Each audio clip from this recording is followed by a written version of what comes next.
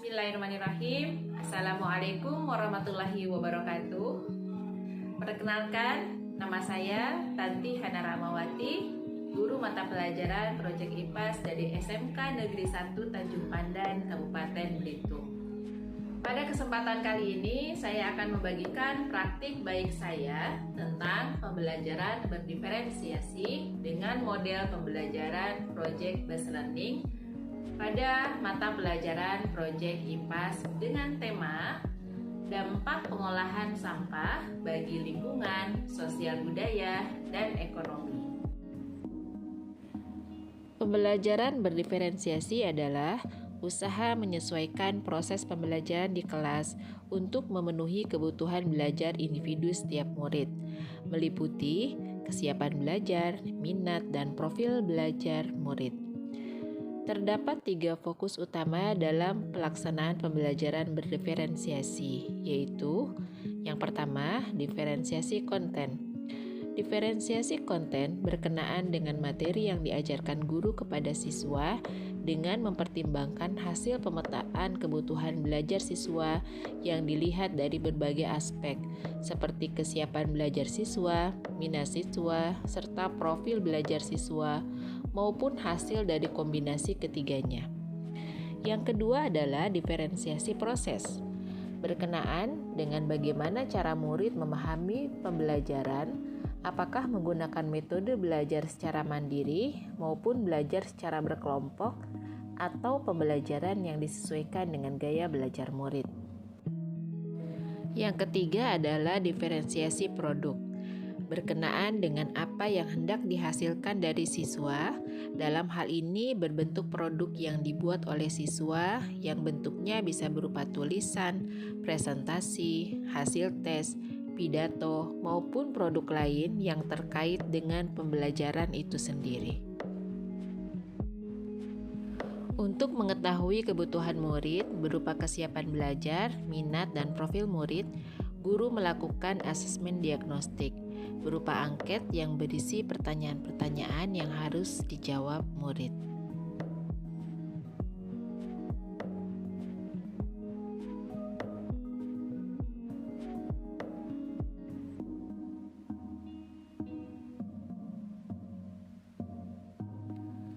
Proyek dimulai dengan pertanyaan yang menantang.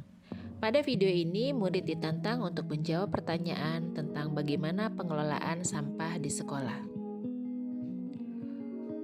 Untuk menjawab pertanyaan tersebut, murid melakukan aktivitas mengidentifikasi pengelolaan sampah di sekolah. Melalui aktivitas ini, diharapkan mereka menemukan permasalahan tentang pengelolaan sampah di sekolah. Contohnya, pada video ini, murid menemukan beberapa masalah. Misalnya, belum terpilahnya sampah sesuai jenis sampah organik dan anorganik.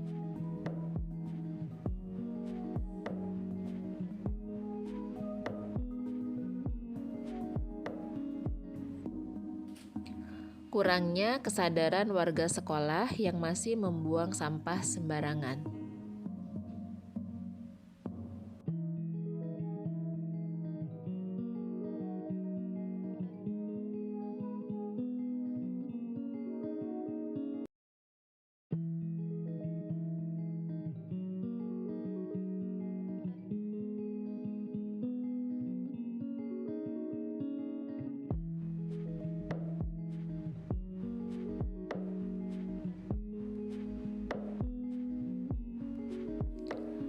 Belum termanfaatkannya sampah-sampah botol plastik yang sebenarnya mempunyai potensi ekonomi.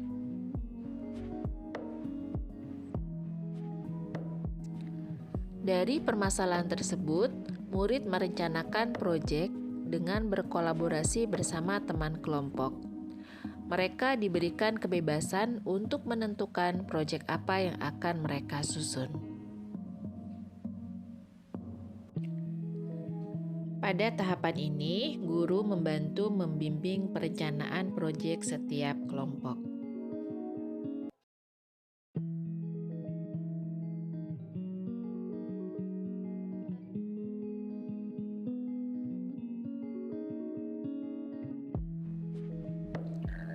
Pada pertemuan berikutnya, murid melaksanakan proyek berdasarkan minat mereka.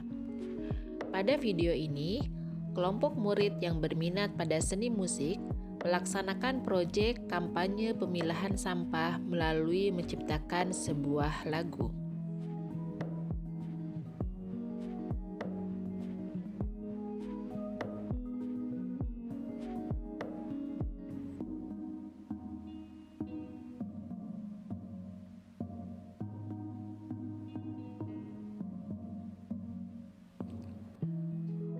Murid yang berminat dalam komunikasi dan public speaking membuat proyek sosialisasi pengelolaan sampah.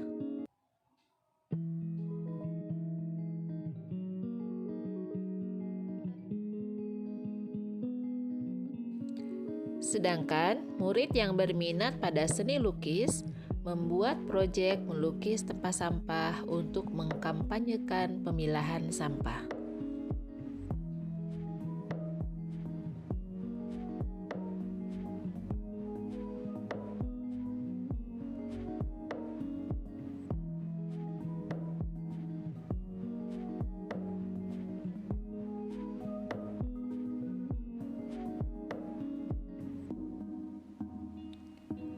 Bagi murid yang memiliki kepedulian yang tinggi terhadap sesama, memilih proyek sedekah sampah. Hasil penjualan botol plastik akan digunakan untuk membantu keluarga yang tidak mampu.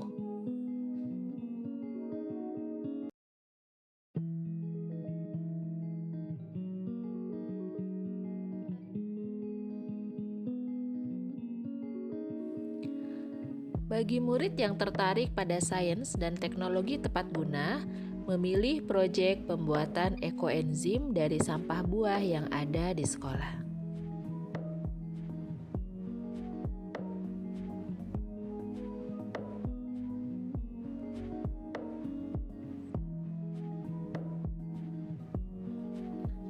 Setiap proyek dilaksanakan sesuai dengan jadwal yang telah disusun dan ditetapkan oleh setiap kelompok. Setelah mereka melaksanakan tahapan-tahapan pelaksanaan proyek, maka mereka membuat laporan dan laporan hasil proyek tersebut dipresentasikan kepada teman-temannya. Tahapan pembelajaran terakhir adalah guru melakukan refleksi. Beberapa pertanyaan yang bisa digunakan dalam kegiatan refleksi, misalnya, apa manfaat dari proyek yang sudah kalian lakukan? Yang kedua, misalnya, apa yang kalian pelajari dari proyek yang sudah kalian kerjakan? Atau sikap positif apa yang bisa kalian ambil dalam proyek yang sudah kalian kerjakan? Atau mungkin tantangan, hambatan selama mereka mengerjakan proyek tersebut. Demikianlah praktik baik yang saya lakukan. Saya berharap semoga praktik baik ini memberikan manfaat baik buat diri saya sendiri maupun teman-teman guru sekalian.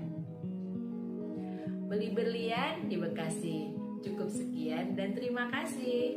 Wassalamualaikum warahmatullahi wabarakatuh.